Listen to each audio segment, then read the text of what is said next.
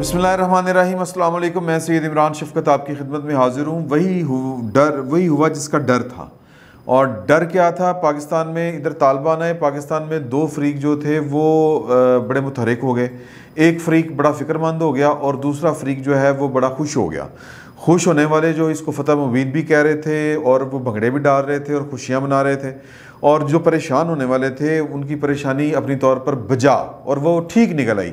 उनका ये कहना था कि यार कि अगर इन्होंने हमारी तरफ रुख कर लिया तो हम क्या करेंगे। और ये कि पाकिस्तान में बहुत से ऐसे एलिमेंट हैं जो तालिबान को, यानी कि जो अफ़गान तालिबान को अपना माई बाप समझते हैं, और जो टीटीपी है वो उसका एक अटूट अंग है अफ़गान तालिबान का।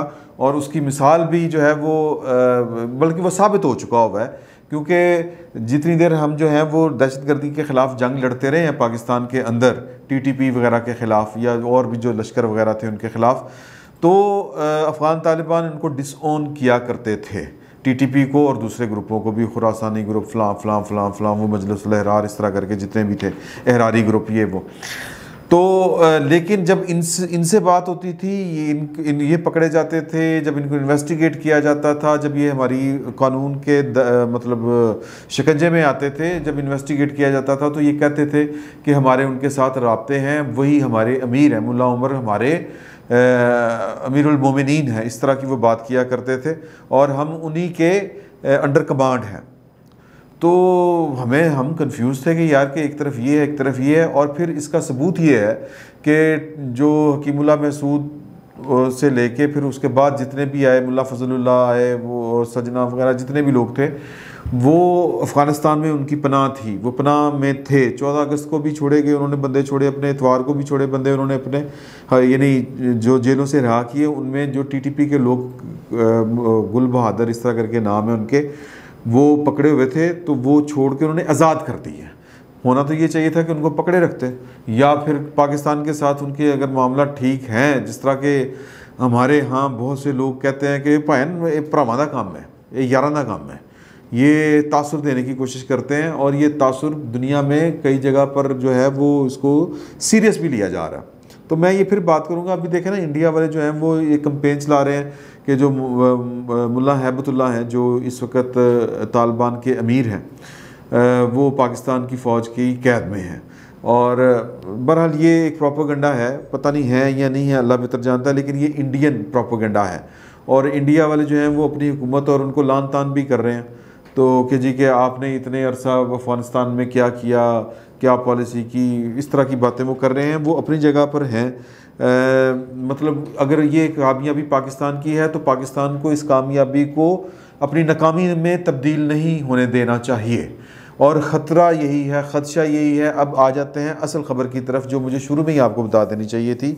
वो ये है कि मौलाना अब्दुल अज़ीज़, जो लाल मस्जिद के इमाम हैं, ख़तीब हैं, और उनकी तंजीम है, और वो मुजाहिदीन को की तरबियत भी करते हैं। अगर आपको याद हो, वो सोफ़ों को आग लगाई थी। मैं आगे चल के बताता हूँ सोफ़ों को उनको आग उन्होंने क्यों लगाई थी। उन्होंने शरिया और फ़तह मुबारक कॉन्फ्रेंस का इनेकाद करने का इरादा किया, और अपनी जो लाल मस्जिद की इमारत है, जो उनके मदारस वगैरह हैं, वहाँ पर उन्होंने जो है क्या कहते हैं जी उसको, इमारत इस्लामी अफ़गानिस्तान, उसका जो परचम है वो लहराए हुए उन्होंने परचम, और तशवीश फैल गई इस्लामाबाद के अंदर। लोगों ने तस्वीरें उतार के तो व्हाट्सएप करना शुरू की। तो फिर वो जो हमज़ा शफ़क़ात साहब हैं, कमिश्नर साहब, वो मुतहरिक हुए। उन्होंने कहा कि जी, उन्होंने फिर ट्वीट पे एक जवाब दिया कि हमने ये झंडे उतरवा दिए हैं और मामला कंट्रोल में है, रेंजर्स वहाँ पर है, तो ऐसा कुछ नहीं होने वाला। ये बड़ी अलार्मिंग सिचुएशन है। अगर आपको याद हो तो लाल मस्जिद से ही ट्रिगर हुआ था सारे का सारा मामला। और लाल मस्जिद में क्या था कि वो लाल मस्जिद के जो स्टूडेंट्स वगैरह थे, वो कुव्वत नाफज़ा अपनी लेके बाहर आ जाते थे कि जी कि हमने ये वाला काम इस्लामाबाद में नहीं होने देना, ये वाला शरीयत के ख़िलाफ़ है।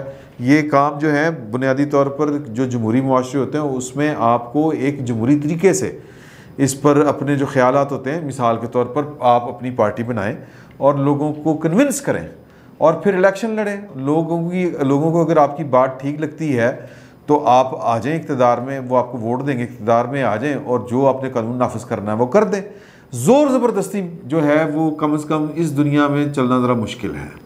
या अफ़गानिस्तान में नहीं चल रही ज़रूर, अफ़गानिस्तान में 5 औरतें जो मीडिया से ताल्लुक़ रखती हैं वो बाहर आ गई हैं, और भी कई मामलात के ऊपर जो है वो चल रहा है मामला, और तालिबान क्या हैं और वो किस तरह से चल रहे हैं ये भी आगे चलकर बात करेंगे कि क्योंकि वो जो कह रहे हैं उस पर यकीन करना थोड़ा सा मुश्किल है।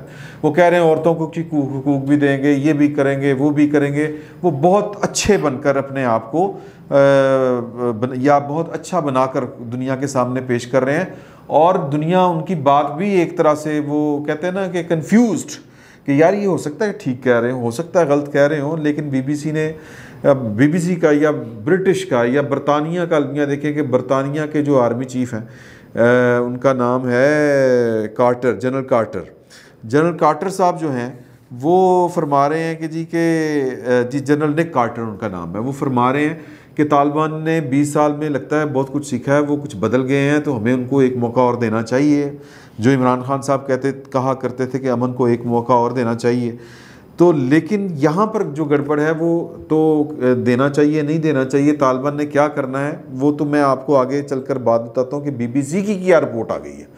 बीबीसी की रिपोर्ट जो है वो चले यहीं पे बात ख़त्म कर देते हैं कि बीबीसी की रिपोर्ट आ गई है कि वो अब डोर टू डोर जा रहे हैं, और उनके पास लिस्टें हैं कि किसने नेटो का साथ दिया, किसने जनाब अमेरिका का साथ दिया, कौन सा बरतानी फ़ौज के साथ इंटरप्रेटर मुतरजम बना हुआ था और सपोर्ट कर रहा था गैर मुल्की अफवाज को।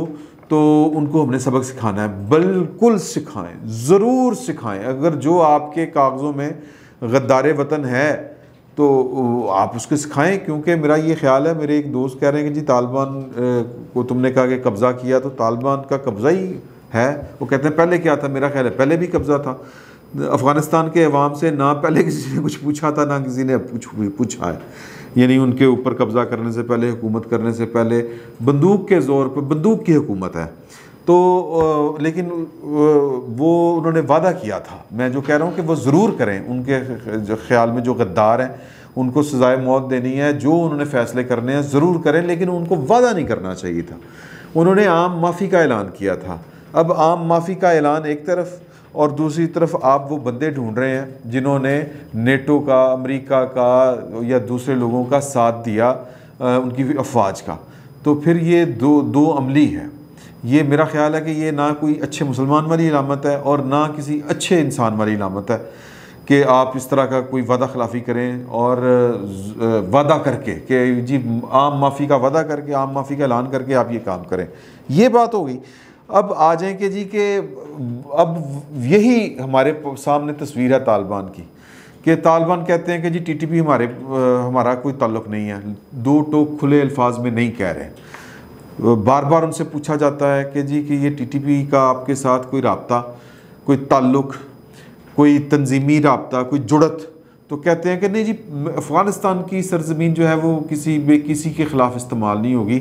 ये एक स्टेटमेंट है जिसको कहते हैं ना, एक वेग सी स्टेटमेंट है, दो टोक बात नहीं है। दो टोक बात करके जो बंदे अपनी ज़ुबान से फिर रहे हैं बीबीसी की रिपोर्ट के मुताबिक, अब अगर ये कोई प्रोपेगेंडा इसको कहना चाहे तो उसकी मर्ज़ी है, क्योंकि बहरहाल मैं इस पर बहस नहीं करना चाहता। तो तालिबान के पास बहरहाल एक विंडो ओपन है, वो सामने आएँ और कहें कि जी कि इस तरह की कोई हम हरकत नहीं कर रहे, हमने जो माफ़ी का ऐलान किया हुआ है वो किया हुआ है। मैं जो केस आपके सामने रख रहा हूँ वो ये है कि क्या तालिबान पर एतबार किया जा सकता है कि आप तसल्ली रखें कि टीटीपी के साथ उनका कोई राब्ता नहीं, पाकिस्तान के अंदर जो एलिमेंट है वो एवं खुश हो जा रहे हैं तो हो ही जान, हमारा कोई ताल्लुक़ नहीं है। इस तरह की बात होती नहीं है, माजी में इस तरह हुआ नहीं हमारे साथ। माजी में उधर तालिबान थे और इधर जो थे जनाब वो अपनी हुकूमतें लोग बनाने के चक्करों में थे। टीटीपी ने तो बाकायदा जो कहते हैं जिस तरह तालिबान ने उधर मुसल्लह जद्दोजहद शुरू की हुई थी, टीटीपी वालों ने इधर की हुई थी, और टीटीपी वालों के साथ उनका जो राब्ता है, उनकी जो जुड़त है वो वाज़ेह हो चुकी है, वो छुपी हुई नहीं है। तो इन हालात में अगर कोई ग्रुप पाकिस्तान के अंदर बैठकर अमारात इस्लामी अफ़गानिस्तान का परचम हिला रहेगा तो भाई हम अपने दस्तूर, कानून और रियासत को कहाँ ले जाएं? कोई एक और नया तमाशा हमने खड़ा करना है? पहले भी लाल मस्जिद से ही ये वाली बातें शुरू हुई। अब आ जाते हैं इस बात पर कि ये जुर्रत जो थी इसकी जुर्रत किस तरह मिल गई मौलाना अब्दुल अजीज़ साहब को। मौलाना अब्दुल अजीज़ साहब को कोई ना कोई आज भी पूरी तरह से सपोर्ट कर रहा है। मैं एक दफ़ा मलिक रियाज साहब के पास बैठा हुआ था इस्लामाबाद वाले उनके घर, तो उनके मुलाजम ने आके बताया कि जी मौलाना अब्दुल अजीज़ साहब आपसे मिलने आए हैं। अब वो जो मैंने वो थोड़ा सा वो होता नहीं है एक रिपोर्टर वाली जो एक हिस्स होती है वो जागी, तो मैंने कहा कि ये क्यों आए हैं। तो वो उन्होंने कहा कि यार के देखें कि ये जो है ना मदरसों के बच्चे, मेरा ये ख्याल है कि इनको दोनों तरह की तालीम देनी चाहिए, ये मलिक रियाज साहब फरमा रहे हैं। तो मैं चाहता हूँ कि उनको ना जदीद तालीम भी मिले, तो मैंने ना उनको कंप्यूटर वगैरह डोनेट किए हैं इस तरह की, तो वो उस सिलसिले में आए हैं बात करनी। अब मलिक रियाज साहब पावर पॉलिटिक्स के पावर ब्रोकर ही हैं। अब वो अगर ये किसी को इस तरह सपोर्ट कर रहे हैं तो फिर यकीनन किसी के कहने पे कर रहे होंगे, तो पाकिस्तान के अंदर से कोई भी ना कर रहा हो, लेकिन उनको किसी ना किसी लेवल की सपोर्ट पाकिस्तान के अंदर से थी और है। अदरवाइज़ पाकिस्तान की रियासत के ख़िलाफ़ आप मतलब हों और पाकिस्तान की रियासत का जो नैरेटिव है उसके ख़िलाफ़ आप चलें और आप खुलेआम कहते फिरें वो वाली बातें जो पाकिस्तान के दस्तूर और कानून के मुताबिक ना हों, और अपने खुतबों में इस तरह की बात करें, और फिर आप इस्लामाबाद में भी मुकीम हों और फिर रह भी रहे हों, आपको कोई पूछने दसने वाला ना हो, तो इसका मतलब ये है कि मौलाना अब्दुल अजीज़ साहब या इस तरह का कोई भी शख्स हो उसको पूरी की पूरी सपोर्ट हासिल है। तो ये अब बड़ा सेंसिटिव मामला है। और मौलाना अब्दुल अजीज़ साहब जो हैं वो सिर्फ जो जी में आया तो खूब खेला वाली वो बात नहीं है, वो किसी ना किसी सपोर्ट के साथ ही इस तरह के काम करते हैं। कोई ना कोई शय होती है तो होता है काम ये वाला। मैं बड़ी माजरत के साथ, उनके बड़े मुतक़िदीन हैं, उनके चाहने वाले हैं, लेकिन ये बात जो उन्होंने कही है या जो वो कर रहे हैं तो इसका मतलब है कि वो अमारात इस्लामी का परचम लहरा रहे हैं इस्लामाबाद के अंदर। तो इसका मतलब ये है कि उनका पाकिस्तान के परचम, पाकिस्तान के कानून, पाकिस्तान के दस्तूर के साथ कोई ताल्लुक़ नहीं है, वो किसी और तरफ देख रहे हैं। और यही हमें डर है, यही हमारा मसला है। इमरान खान साहब को मैंने पहले भी वो ये जो मीनार पाकिस्तान वाला बच्ची वाला केस था, इसमें मैंने एक मिसाल दी थी कि जब बादशाह किसी किसान के बाग से एक सेब तोड़ के दरख्त से खाएगा तो उसकी फ़ौज पूरे का पूरा बाग उजाड़ देगी। तो ये लोग अपने बादशाहों के दीन के ऊपर होते हैं। जब हमारा बादशाह इमरान खान द ग्रेट जब खड़ा होके पहले दिन से कह रहा हो कि जनाब के ये तालिबान तो वेरी गुड, तालिबान तो ये अमेरिका की जंग वेरी गुड, मतलब जो अमेरिका की जंग में, वो अमेरिका की जंग, अमेरिका पाकिस्तान में कहाँ था यार? जो 70-80 हज़ार हमारा बंदा शहीद हुआ है वो अमेरिका की जंग लड़ते हुए शहीद हुआ है, फॉर गॉड सेक। और टीटीपी को क्या टेंशन थी कि अमेरिका की जंग, अमेरिका की जंग, टीटीपी का क्या ताल्लुक था अमेरिका के साथ? या फिर मान जाएं कि टीटीपी का कि उनके साथ ताल्लुक था अफ़गान तालिबान के साथ। तो कहने का मकसद ये है कि जब आप दर्दियाँ शो करेंगे और आप कहेंगे कि ग़ुलामी की जंजीरें तोड़ दी, और पाए ना आप चुप कर जाएं। आपके मुंह में अगर अल्लाह ने ज़बान दी है तो उसको कंट्रोल करना भी सीख लें, थोड़ा सा वेट कर लें। कुछ डिप्लोमेसी होती है, कुछ रियासत के जो स्ट्रेटेजिक पॉलिसीज़ होती हैं वो और तरह की होती हैं। कुछ ज़रूरी होता है कि जनाब स्पीकर भंपू शुरू कर दें, स्पीकर पकड़ के हाला ला ला ला ला ला, और भाई आप में और मौलाना अब्दुल अजीज़ में फ़र्क होना चाहिए। तो मौलाना अब्दुल अजीज़ साहब को शय मिली है इमरान खान साहब की इन हरकतों की वजह से मिली है। तो भुगतेंगे कौन भुगतेंगे? जिन्होंने लाल मस्जिद को भुगता था, वो 80 हज़ार बंदे जिन्होंने भुगते, जिन्होंने शहीद करवाए अपने, वही भुगतेंगे फिर। तो तालिबान के बारे में सॉफ्ट कॉर्नर रखने वालों को पता नहीं, ये फ़िलासफ़िकल बात है कि उनको किस तरह का इस्लाम समझ आता है, किस तरह का दीन समझ आता है। जो बंदूक के ज़ोर पर फैले या जो बंदूक के ज़ोर पर नाफिज किया जाए, वो ला इकराह फिद्दीन, दीन में तो कोई ज़ोर ज़बरदस्ती है नहीं।